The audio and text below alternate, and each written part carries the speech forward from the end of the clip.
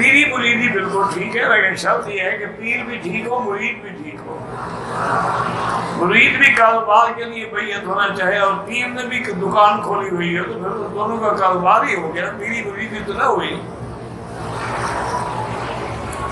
پیری مریدی تو ہوتی تھی اصلاح کے لیے کہ میرے اندر جو گناہ ہیں، جو غلطیاں ہیں، جو خامیاں ہیں، وہ دور کی جائیں۔ لیکن ایک دفعہ ہوا کہ حضرت گنگوہی رحمۃ اللہ علیہ اتنے بڑے عالم تھے کہ اپنے وقت کے علماء ان کو ثانی ابو حنیفہ کہتے کہ بھی اللہ نے ہمیں یہ دوسرا ابو حنیفہ دیا۔ حضرت حاجی امداد اللہ سے بیعت تھے، تو حضرت حاجی صاحب نے سوچا کہ میں دیکھوں کہ گنگوہی کے اندر ابھی تک وہ علم کا جو ہوتا ہے، علم ہوتا ہے نا، آخر علم دیکھیں نا، علم والی چیزیں ساری اونچی ہیں نا، علم عقل سے ہوتا ہے، عقل اوپر ہے نا، ناک سے معلوم ہوگا خوشبو، وہ بھی اوپر ہے، آنکھوں سے معلوم ہوگا وہ بھی اوپر ہے، یہ گندگی تو نیچے ہے نا، پیٹ سے۔ تو علم ویسے ہی اونچا ہوتا ہے خدا کی شان۔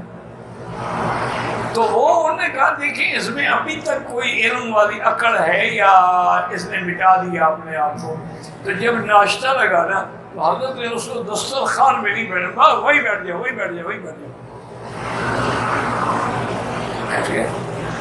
اب ان کو دسترخوان پہ بھی نہیں بیٹھنے دیا، پلیٹ بھی نہیں دی، روٹی پہ رکھ کے سالن تھوڑا سا کہا پکڑا دو بھائی کھائے۔ اب بظاہر کتنی بڑی توہین ہے کہ سارے آدمی دسترخوان پہ بیٹھے ہیں، پلیٹوں میں کھا رہے ہیں، حضرت کو روٹی پہ رکھ کے پکڑا دیا، وہی بیٹھے رہو۔ حضرت لے لیا، کھاتے رہے آرام سے،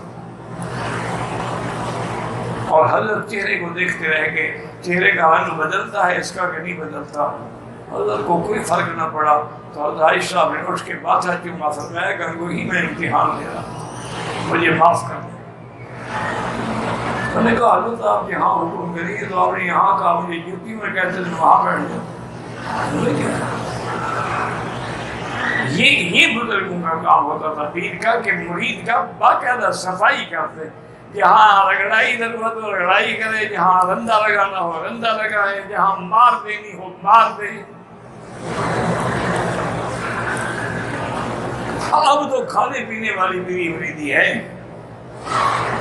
پیر مرید پیسے والا ہو تو سارے انتظامات ہوتے ہیں، دوپہر ہو ظہر ہو پیر صاحب اٹھ کے گلے لگاتے ہیں، گھر بلاتے ہیں، غریب ہو کہو سو یاد حضرت جب باہر آئیں گے ملنے نا، کیا ہر وقت آ جاتے آرام ہی کرنے دیتے۔ سمجھ لو یہ پیر شیر نہیں ہے۔